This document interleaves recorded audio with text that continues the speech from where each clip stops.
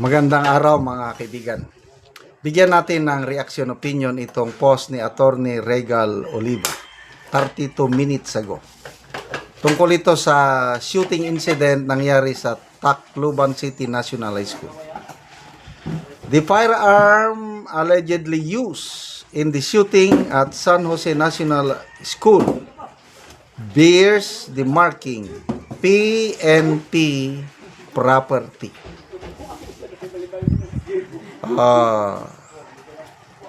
Dalawang minor de edad, age 14, age 15, gumamit ng dalawang baril. Ang isa is 9mm pistol at isang 38 caliber revolver. So I think yung 9mm, kasi yan ang standard issue ng mga pulis, 9mm. Yung 38, I think, hindi na. Nung una, ang issue ng mga pulis, 38 revolver. Ngayon, 9mm na. Sa sundalo naman, ang issue ng karamihang sundalo is caliber 45. Ang iba rin, mayroon din atang 9mm. So, nakakalungkot. Government property. So, anong ibig sabihin nito? Posible, isa sa mga suspect, baka ang kanyang parent ay pulis. Kasi imposibleng mahawakan niya yung firearm issued to a policeman kung hindi niya relative ang pulis. Yan ang ibig sabihin niyan. So, ang tanong, nasaan na ngayon si DILG Secretary Rimulya na nagsasabi na mas safe na ang Pilipinas ngayon na siya ang DILG Secretary. Kung minsan kasi, wag masyado namang yung buhat ng sariling bangko para hindi mapapayapag, yung order niya noon na lahat ng mga nakahubad, huliin nyo. Hinuli ang mga hubad. Yung pala, yung nakahubad na yon is naghahalo lang ng simento.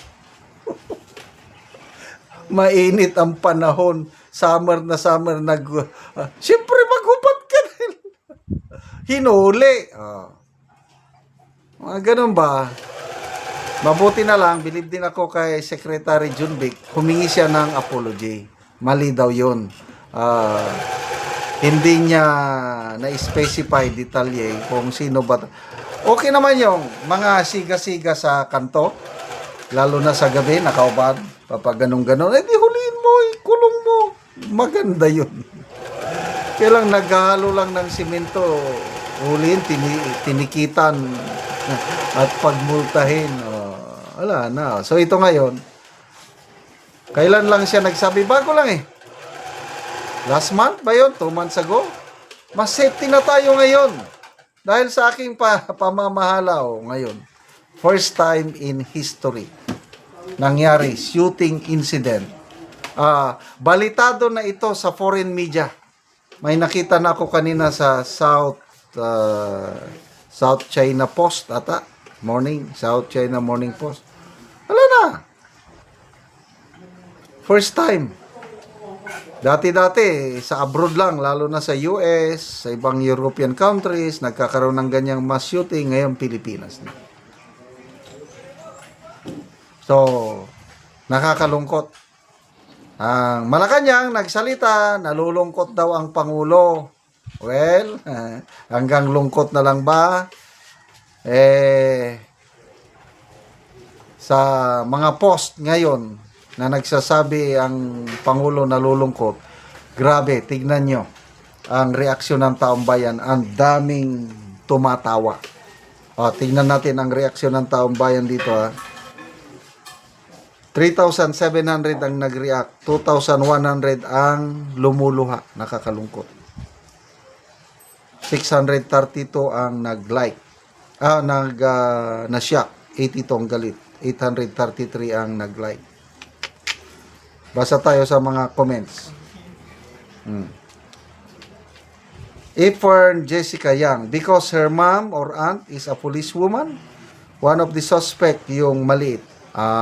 Either auntie or mom. Yung akala mo leisure lang at okay na turuan mo mag-firing ang minor de edad. Well, depende yan sa mga parents eh. Ako, dahil sundalo ako eh. Dala-dala ko palagi ang pamilya ko kahit saan ako saan ako madistino. Yung wife ko, pati mga anak ko, tinuruan ko sila talaga humawak ng baril. In fairness. Bakit? Nasa liblib kaming mga detachment. Nasa delikadong lugar. Pwedeng atakihin ang aming kampo anytime. Di at least kung naturuan ko sila, handang lumaban. Kasi nangyari na yan.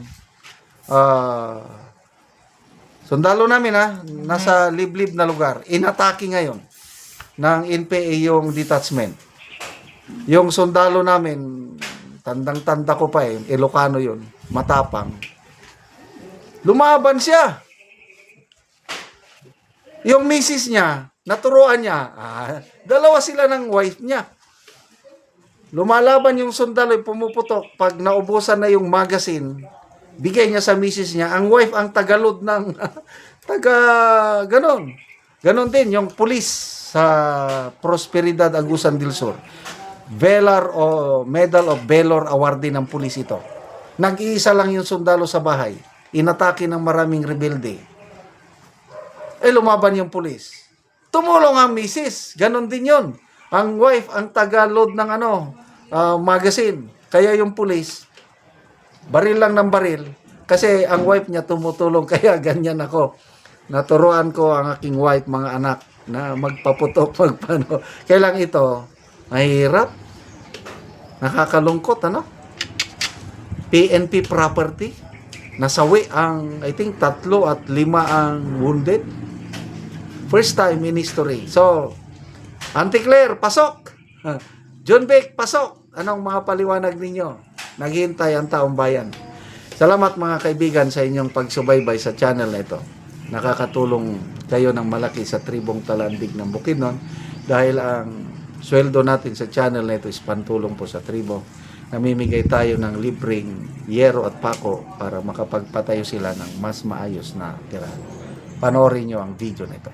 Ni anak ko diri sa balay sa Natabangan ug Giro.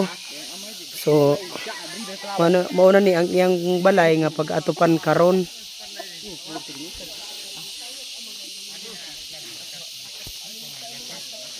So mauna ni ang iyang pag-atupan. So daan na di ini gisalugan og gidingdingan. Ug mauna ni ang Giro nga among gihatag nga ilang atop karon.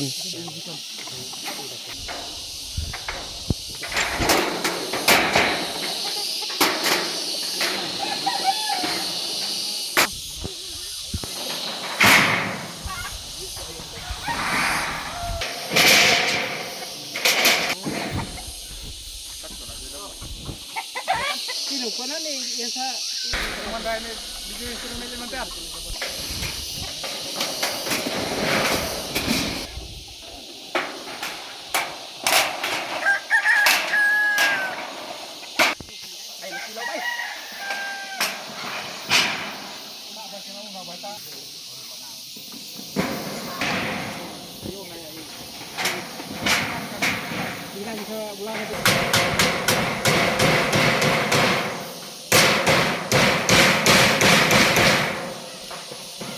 Karon naman nagyud sa pag-atop ang ginatabang nga Giro, so makita nato nga nag-atop nagyud ang natabangan ani. Sa Ginoo nga ninabangan ko og sin. Nga nakatop nagyud ko nga di na kumaulan na. So Kwarta taman ra gyud sa pagkaon. So taman ra sa pagkaon ang inyong kwarta nga mamusuhan. kayo nga nakatok ra gyud ko. So salamat kaayo.